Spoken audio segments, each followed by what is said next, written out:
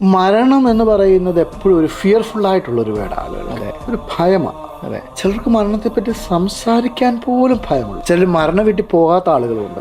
അപ്പോൾ മരണമെന്ന് പറയുന്നത് അവർക്ക് ഭയങ്കര ഫിയർഫുള്ളായിട്ടുള്ളൊരു ഫാക്ട്. ഇവിടെ insurance is A needed thing.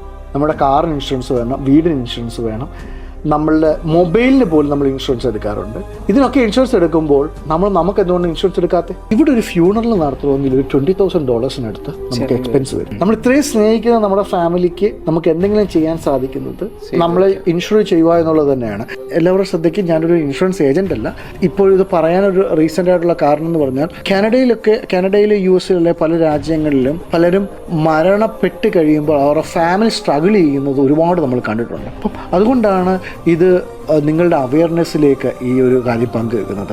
ദയവായിട്ട് നിങ്ങളിത് കാണുമ്പോൾ ഇത് നിങ്ങളുടെ സുഹൃത്തുക്കൾക്ക് ഇത് ദയവായിട്ട് ഇത് ഷെയർ ചെയ്യണം. കാരണം this is something very important. ഇവിടെയൊക്കെ ജീവിക്കുമ്പോൾ ഇതില്ലാതെ നമ്മൾ മുമ്പോട്ട് പോയാൽ നമ്മുടെ ഫാമിലി ചിലപ്പം ഭയങ്കര വലിയ ട്രബിളിലേക്ക് അവർ പോയേക്കാം.